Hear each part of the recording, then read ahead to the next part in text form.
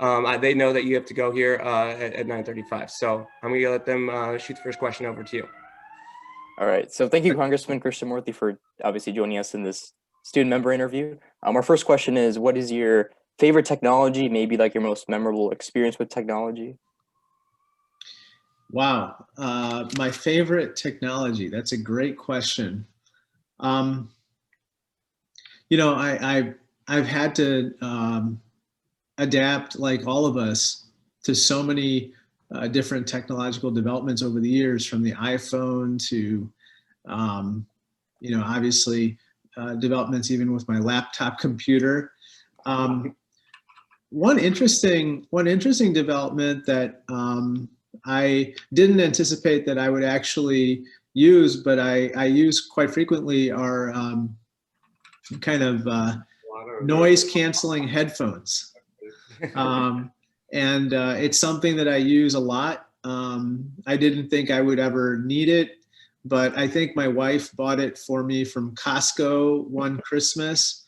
And I've used it ever since on airplanes. I use it when I need a little bit of quiet in different places. And it's pretty remarkable. Well, that's awesome to hear about your thoughts on current technology. But like you said, technology is changing day by day, right? So we're asking you, what new technology are you most excited for in the future? There's so much, from artificial intelligence to new cryptocurrencies like Bitcoin. What excites you most? Definitely artificial intelligence. I think that along with machine learning, really intrigue me because of the ways that, for instance, children can learn using artificial intelligence and machine learning, and how we can potentially have, robots and personal assistants educating us and teaching us how to adapt to our changing world.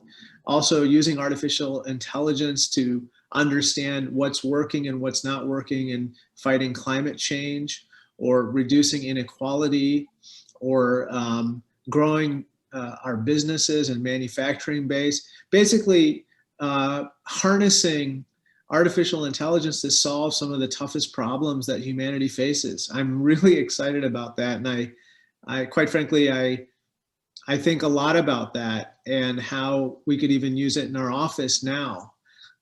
So this is something that I hope that we can increasingly incorporate into our everyday lives in a positive way. Okay, Congressman, do you have a question for the team at all? Well, I guess first of all, what year are you guys in school? So Shay and I, we're both currently seniors in high school. We've known each other for the past couple of years through middle school as well. And we submitted last year, I think you may remember, we both tied for second in the Congressional Lab Challenge. And this year we decided to team up and had some success, looks like. Great. And what's next for both of you? So both of us, obviously, we're going to go off to college. For me, at least, I'm trying to get a degree in computer science for the first 4 years. I don't know where I'm going to go yet. I'll know in a couple of weeks, just because I haven't got all my colleges back. But big thing is going into the STEM field, computer science, for me. Great. How about you, Ryan? Yeah, similarly, for the first at least 4 years, I plan on going to computer science and then specializing in something more specific, maybe if interest arises. But yeah, still have to make that decision for college. It's impeding, but hopefully soon the future will be set. How did you folks get interested in computer science? Like, what first got you involved in coding and programming? What flipped the switch, so to speak? Well, I think for me, at least, I would say it's a lot to do with immediate surroundings. In high school, I wasn't really that big of a fan of this idea of computer science. I would say my teacher for computer science at Coney, Mr. Cortez, you've met him as well. Mr. Cortez. Yep. Yeah. Along with being able to see others like my father and the stuff he's done. And it's in general that idea of you can create whatever you want with just a computer and some apps. And that once you realize that, I think it just motivates you. How about you, Ashay? My story was a bit similar to Rayan. I got into computer science a bit earlier in middle school. And for me, it was like, big question I wanted to answer was, how do I create a video game? Because I was a big fan of video games, and I'm still a big fan of video games. I really wanted to create my own video game, and so to do that, you have to code, and so that's how I sort of got into coding, and I created a lot of video games. Eventually, I got to apps, and where we are right now with EZ Pantry. So, for let's say you have a young person out there, maybe they're in middle school, maybe even high school, but let's say middle school for starters. Is there some app that you folks would recommend that kind of makes coding fun or programming fun or learning it fun and shows why it's practical and kind of fosters their interest? Yeah, for sure. So I guess I can say like code.org is a big website that's out there. What is that? Code.org. Code.org. It's an amazing website. Brianna and I, we used it when we were in middle school. We used a little bit of it in high school. It's great because kids get to learn how to code by, playing video games and sort of building their skills that way. And they have fun unplugged activities, is what they call it, where they get to collaborate with their classmates, not necessarily just learn how to code using a computer, but they also get to learn how to code using everyday tools like a paper and pen. And that's what makes it fun. And then for people that are a bit older, there's websites like Code Academy that are just wonderful tools, especially if you don't have a computer science background, but you still want to learn how to code. Code Academy. Yeah. Sorry, any other? Yeah, and especially, we're talking about how the impact of technology in today's era. There's so many videos on YouTube showing basic tutorials.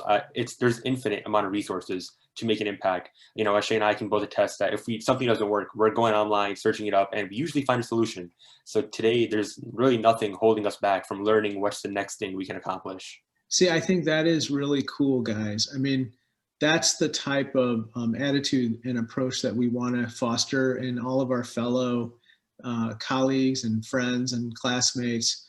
And for that matter, even older folks, which is if we don't know how to do something, figure it out. And not figure it out in a scolding kind of way, but teach people how to figure it out. And I think, code.org or Code Academy, I think that could be really valuable for a lot of people to visit. In fact, I'm probably going to visit them just out of curiosity later today. Because I want to teach more of our young people to get involved in exposing themselves, even if they don't necessarily, major in this when they go to college or find a career. You don't want them to be scared of it. Lastly, artificial intelligence. Are you folks interested in this topic? Yeah, so I can say that I've been like self-learning artificial intelligence for the past 3 years, mostly through, like Rian said, online resources. I've created a couple projects. Last year, the project I created for the Congressional App Challenge uses artificial intelligence. I don't know if you remember, but what it was you take a picture of a word search puzzle and it's able to recognize all the letters on an image. Yes, I remember. Puzzle. So yeah, I love the field. Going to do more with it in the future. Great. For sure, it's very exciting. Not for 3 years, I'd say I've been doing artificial intelligence for about the last year and a half, 2 years. And last summer was one of the big projects I made over the summer was my family and I, we often forget to close our garage door when we're leaving the house in a hurry. So I used a webcam and AI in order to detect if there was a car present in our garage. And if there was no car present, there would be our garage door would automatically close so that we don't have to worry about, my mom's not going to be like, oh, is the garage door closed every time? So that was a fun project. So did that work? Yeah, and it worked out too solidly for like 2 months until I took the webcam down because the phone kept overheating. I love that, man. That's terrific. And I like, that's the type of practical application of these types of technologies that will get people hooked. And I think the more that you do it, the better. And I can't wait to see what you guys develop in terms of products and services. And let us know when you create your first companies, because we're going to be tracking you. We look forward for sure. All right, Congressman, now you got to go. So thank you so much for hopping on. Awesome. And thank you, Awesome. Ryan, for participating and having this interview. All right. Cool. Thanks, guys, and Thank you. best wishes. Okay, say hi to your parents also. Thank you. Okay, bye.